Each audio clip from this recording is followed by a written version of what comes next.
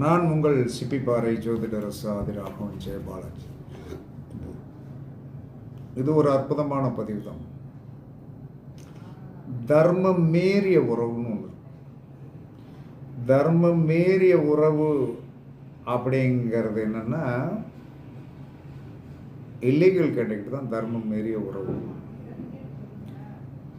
அதிலும் என்ன சொன்னான்னா, இந்த உறவில் என்ன சொன்னான்னா, ரொம்ப என்ன சொன்னான்னா, அண்ணன் தங்கை முறை, அக்காள் தங்கை முறை உள்ளவர்களிடம் இருக்கு. இதெல்லாம் வெளியே தெரியாத ஒரு சீக்ரெட் ஆஃப் வியூகம். உலகம் ஒரு இருட்டு. அந்த இருட்டுக்குள்ள பலவித இருட்டுக்கள் இருக்கிறது. அப்போ என்ன செய்யணும்? தர்மம் மீறிய உறவு முறைகளை உடையவர்கள்.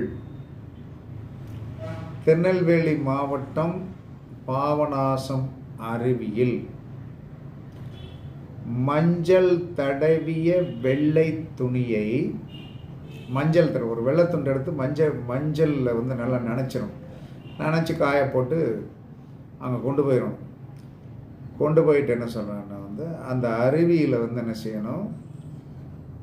மஞ்சள் தடவிய வெள்ளை துணியில் தலையில் போட்டபடி குளிக்கணும். முக்காடு போட்டு குளிக்கணும். முக்காடு போட்டு குளித்து பிறகு அந்த தண்ணியில் என்ன சொன்னால், அந்த துணியை விட்டுறணும்.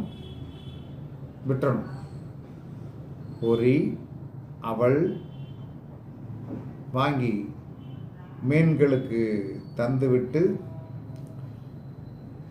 உலகாம்பிகை அன்னையை வழிபட்டு வர, நீங்கள் அந்த உறவு மீறிய, தர்மத்தை மீறிய, எல்லை மீறிய அந்த செயலுக்கு உண்டான பரிகாரம் இதுதான். இது எந்த நாளில் செய்யணும் அப்படின்னா, தான் பிறந்த கிழமை அல்லது பிறந்த நட்சத்திரம். ஆண் பெண் எல்லாருக்குமே தான். ஒரு வெள்ளைத்துண்டு வாங்கி அதை மஞ்சளில் நினச்சி காய போட்டு அந்த துண்டை கொண்டு போங்க. நேரம் நீங்கள் பிறந்த கிழமையோ அல்லது நட்சத்திரமோ வருகின்றன்று அந்த துண்டை நன்றாக முக்காடு போட்டு அந்த அருவியில் குளிங்க. நல்லா குளித்து முடிச்சுட்டு அந்த துண்டை அப்படியே தண்ணியில் விட்டுருங்க. விட்டுட்டு என்ன சொன்னால், மாது துணியெல்லாம் இது பண்ணிவிட்டு மீனுக்கு என்ன சொன்னான்னா, பொறி